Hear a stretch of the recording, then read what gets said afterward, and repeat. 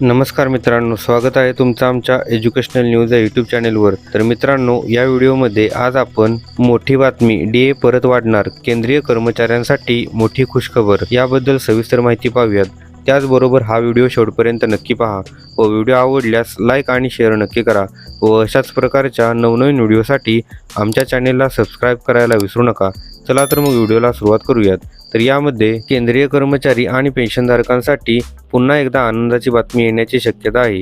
ताज्या आकडेवारीनुसार केंद्र सरकार जुलै 2026 पासून महागाई भत्ता आणि महागाई सवलत मध्ये 3% वाढ जाहीर करू शकते, असा अंदाज व्यक्त केला जात आहे. डीए 60% वरून 63% होण्याची शक्यता. सध्या केंद्रीय कर्मचाऱ्यांना 60% महागाई भत्ता मिळत आहे. जर 3% वाढ झाली तर हा महागाई भत्ता थेट 63 पर्यंत पोहोचेल. यामुळे कर्मचाऱ्यांच्या पगारात चांगली वाढ होणार असून त्याचा थेट फायदा सुमारे 50 लाख कर्मचारी आणि 65 लाख पेन्शनधारकांना होणार आहे. महागाई भत्ता हा AICPI या निर्देशांकावर आधारित असतो. गेल्या 12 महिन्यांच्या सरासरीवरून त्याचे गणित ठरवले जाते. पगारात किती वाढ होईल? डीए वाढल्यानंतर कर्मचाऱ्यांच्या टेक होम पगारात थेट वाढ दिसून येत आहे. उदाहरणार्थ, जर एखाद्या कर्मचाऱ्याचे बेसिक वेतन ₹30,000 असेल तर 3% डीए वाढीनंतर त्याला दरमहा सुमारे ₹900 अधिक मिळू शकतात. ही वाढ थेट हातात येणाऱ्या पगारात भर घालते. घोषणा कधी होणार? परंपरेनुसार केंद्र सरकार सप्टेंबर किंवा ऑक्टोबर महिन्यात डीए वाढीची अधिकृत घोषणा करते.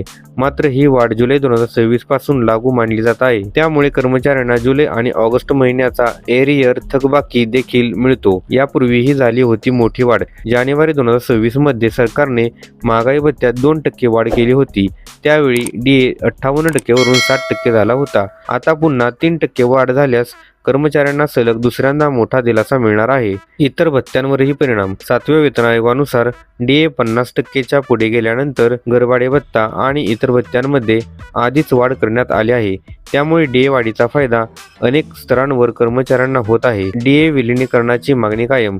कर्मचारी संघटनांकडून अनेक दिवसांपासून महागाई भत्ता मूळ वेतनात विलीन करण्याची मागणी केली जात आहे. मात्र सध्या तरी सरकारकडून असा कोणताही निर्णय जाहीर झालेला नाही. थोडक्यात, जुलै 2026 पासून डीए मध्ये 3%ची वाढ शक्यता. एकूण डीए 60% वरून 63% होऊ शकतो. 1 कोटीहून अधिक कर्मचारी व पेन्शनधारकांना फायदा. ऑगस्ट-सप्टेंबर मध्ये अधिकृत घोषणा अपेक्षित. महागाईच्या पार्श्वभूमीवर ही संभाव्य वाढ केंद्रीय कर्मचारी आणि पेन्शनधारकांसाठी मोठा दिलासा ठरू शकते. आता सर्वांचे लक्ष सरकारच्या अधिकृत घोषणेकडे लागले आहे. तर मित्रांनो, हीच माहिती या व्हिडिओच्या माध्यमातून द्यायची होती. अशाच प्रकारच्या नवनवीन व्हिडिओसाठी लगेचच आमच्या चॅनेलला सबस्क्राईब करून या व्हिडिओला लाईक आणि शेअर करा. चला तर मग भेटूयात पुढील व्हिडिओमध्ये. धन्यवाद. जय हिंद, जय महाराष्ट्र.